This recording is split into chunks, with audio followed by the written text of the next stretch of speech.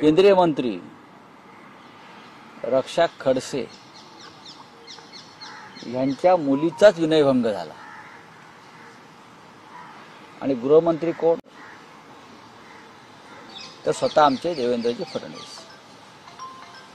राजकारणातून त्यांना वेळच मिळत नाही पोलीस खातं पाहायला, लॉ अँड ऑर्डर पाहायला, जनतेचे प्रश्न पाहायला. आता विनयभंग करणारा सामाजिक कार्यकर्ता कोण? हे सामाजिक कार्यकर्ते आहेत ना सगळे. वाल्मिक कराड, कृष्ण आंधळे, धनंजयराव मुंडे, हे सगळे पक्षाचे सामाजिक कार्यकर्ते आहेत. मोठं सामाजिक काम या महाराष्ट्रात त्यानं उभं केलेलं आहे. तर तो जो कार्यकर्ता आहे तुम्ही जो म्हणताय त्याचा फोटो आज दैनिक सामनाच्या पहिल्या पानावर आम्ही छापलेला आहे विद्यमान उपमुख्यमंत्र्यांबरोबर. या महाराष्ट्रात तुम्ही काय पेरताय सत्तेच्या बळावर, हे सगळे जे आहेत लोक या विचारांचे, हे सगळे जिथे सत्ता तिकडे बलात्कारी, व्यभिचारी, खुनी आणि हत्यारे. जिथे सत्ता आहे तिकडे. आता काल ठाण्यामध्ये आम्ही गेलो, आमच्या गाड्या अडवायचा प्रयत्न केला या गुंडांनी. आनंद दिघे साहेबांच्या आश्रमासमोर एकेकाळच्या, आता तो एकनाथ शिंदेने आपल्या नावावर करून घेतला प्रॉपर्टी, ती प्रॉपर्टी काढवते आपलं नाव टाकलं त्यांनी. आमच्या गाड्या अडवतात, आमच्यावरती तिकडे हल्ला करण्याचा प्रयत्न करत होते. पोलिसांनी तिथे बिचाऱ्यांनी चांगला बंदोबस्त ठेवला. त्यानंतर आम्ही माननीय दिघे साहेबांना पुष्पहार अर्पण केला, त्यांना एक शाल अर्पण केली. आमची पाठ वळताच हे गुंड, हे असेच जे रक्षा खडसेंच्या बाबतीत झालं तिकडे, ते त्याच विकृतीचे गुंड आहे. तो हार त्यांनी तिथून रस्त्यावर फेकला, शाल रस्त्यावर फेकल्या. दिघे साहेबांचा अपमान. माननीय धर्मवीर आनंद दिघेंचं नाव घेताना गुरुवर्य गुरुवर्य गुरुवर्य, तुम्ही त्यांच्या गळ्यातला हार रस्त्यावर फेकून तुडवता, फेकून देता शाल. हे काल राज्याच्या जनतेने पाहिलं. तीच प्रवृत्ती केंद्रीय मंत्री रक्षा खडसे यांच्या मुलीचा विनयभंग करणारी, ती प्रवृत्ती, तोच पक्ष आणि त्याच पक्षाचे महान सामाजिक कार्यकर्ते हे महाराष्ट्र घडवणार आहेत. हे बाळासाहेब ठाकरेंच्या विचारांचे वारसदार बरं का. हे जसा त्यांचा नेता तशी त्यांची खालची ही पोरं बाळ सगळे, ही टपोरी चिल्लर. या महाराष्ट्रामध्ये यांचा चोख बंदोबस्त केला पाहिजे. देवेंद्र फडणवीस यांनी, गृहमंत्र्यांनी, ही त्यांच्यावर जबाबदारी. तुमच्या केंद्रीय मंत्र्यांची जर मुलगी सुरक्षित नसेल तर या राज्यामधल्या सामान्य घरातल्या लेकी बाळींची काय परिस्थिती आहे? नुसतं लाडकी बहीण लाडकी बहीण लाडकी बहीण, लाडका भाऊ लाडका भाऊ, हे असं नुसतं खुळखुळे वाजवून फार काळ तुम्हाला इथे राहता येणार नाही. रोज लाडका बहिणींचा विनयभंग होतोय. पण रक्षा खडसे यांच्या घरातल्या घटनेमुळे परत एकदा समोर आलं. काय केलं तुम्ही? काय करताय तुम्ही? बीडमध्ये काय चाललंय? ती ज्यांचा खून झालाय ते मुंडे आहेत, त्यांची मुलगी आणि पत्नी परत आता उपोषणाला बसतायत. ती तुमची लाडकी बहीण नाही, त्यांची मुलगी. ही आहे राज्याची स्थिती आहे. विधानसभेमध्ये सगळे प्रश्न येतील. राऊत साहेब, आणखी एक असं होतं की आज राज्य विधिमंडळाचं अर्थसंकल्पीय अधिवेशन सुरू होतं आहे. विरोधी पक्षनेते पदाच्या निवडीबाबत विधानसभा नियमात काही विशिष्ट तरतूद नाहीये, त्यामुळे ठाकरे गटाचा विरोधी पक्ष नेते पदाचा मार्ग मोकळा झाला असं म्हटलं ते. कारण स्वतः उद्धव ठाकरेंनी असं म्हटलं आहे की दावा करणार आहेत विरोधी पक्ष. नक्कीच आमचा हक्क आहे. महाराष्ट्राच्या विधानसभेला एक फार मोठी परंपरा आहे. सत्ता कोणाची असो, पण विरोधी पक्षानं या राज्यामध्ये आपली कामगिरी चोख पार पडलेली आहे. तुम्ही निवडून आलेला आहात. तुमचा विजय जरी संशयास्पद असला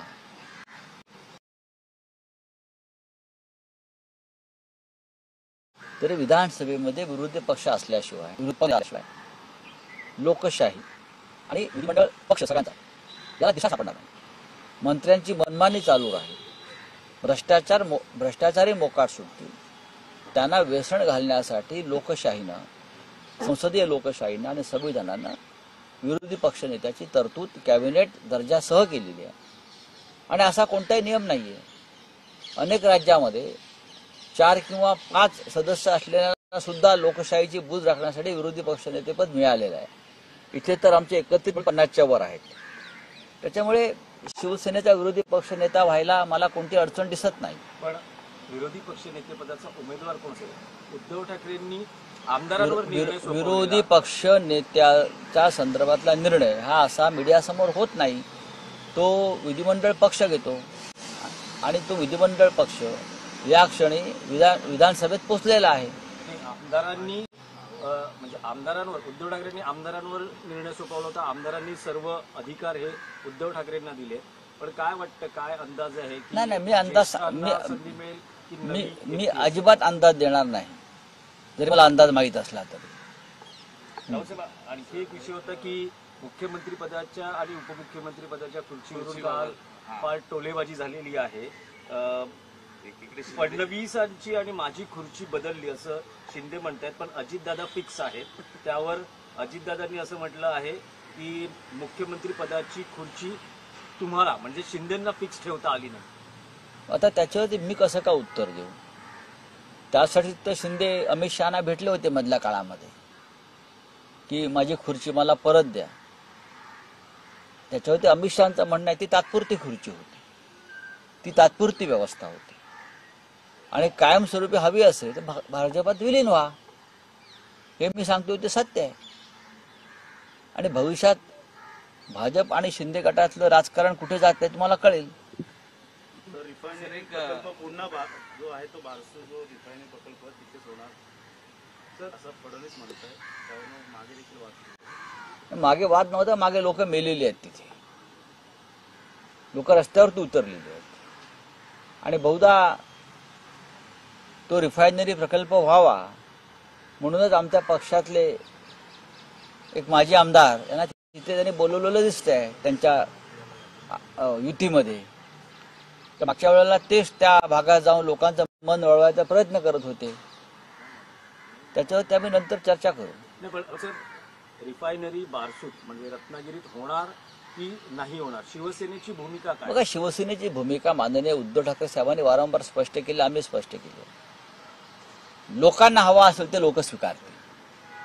लोकांच्या जमीन जुमला, रोजगार, मच्छीमारांचं रोजगार हे सगळं नष्ट होतंय त्या भागामध्ये. समुद्राचं विष होणार आहे. झाडं पानं फुलांना त्याचा फटका बसणार आहे. आंब्याचा बागा उद्ध्वस्त होणार आहे, शेती उद्ध्वस्त होणार आहे, इतर अनेक गोष्टी, प्रदूषण, हवामान सगळं बदलणार आहे. आणि या सगळ्यामुळे तेथील जनता कोकणचा निसर्ग वाचवण्यासाठी विरोध करते. जर लोकांचा विरोध कायम राहिला तर शिवसेना त्यांच्याबरोबर नक्की राहणार. आम्ही कोकणच्या जनतेबरोबर आहोत, ही भूमिका माननीय उद्धव ठाकरे साहेबांनी पहिल्या दिवसापासून घेतलेली आहे. केंद्रीय मंत्री नुकतीच इकडे एका शाखेमध्येच दारू पिण्याचा प्रकार घडला होता नाही. आणि कुडाळकर यांची ती शाखा होती. असं आहे की ती शाखा कोणाची आहे काय हे सोडून द्या, पण हे तेच लोक आहेत हे तेच लोक आहेत ज्यांनी रक्षा खडसे यांच्या कन्येचा विनयभंग केला. त्याच पक्षाचे लोक आहेत. म्हणजे महाराष्ट्रामध्ये काय पोचलं जात आहे, कोणती संस्कृती, छत्रपती शिवाजी महाराजांचे फोटो आहेत, बाळासाहेब ठाकरेंचे फोटो आहेत, बरं का, मला हलक्यात घेऊ नका असे सांगणाऱ्यांचे फोटो आहेत. आणि तिथे काय चाललंय, यासाठीच तर लोक पक्ष सोडून चाललेत. हा जो गाळ चाललेला आहे त्यासाठी ते चाललेलं आहे. हे सगळे बाटली बॉय आहेत. रावसाहेब, आणखी एक आहे की माहिती मिळते आहे जे मर्सिडीज आणि उद्धव ठाकरे असं विधान नीलम गोरेंनी केलं होतं. जी माहिती मिळते नीलम गोरेंनी उद्धव ठाकरेंना फोन करून दिलगिरी व्यक्त केल्याचं कळतंय. अनावधानानं ही मला माहिती नाही. स्टेटमेंट माझ्याकडून उद्धव ठाकरे यांनी त्याबाबत काय स्पष्टता दिलेली नाही की बाबा मला अशा प्रकारचा फोन आला आणि त्यांनी माफी मागितली. माफी असं फोन करून मागता येत नाही ना. तुम्ही जाहीरपणे विधान केलेलं आहे, तुम्ही जाहीरपणेच माफी मागितली पाहिजे किंवा ते मागे घेतलं पाहिजे ना.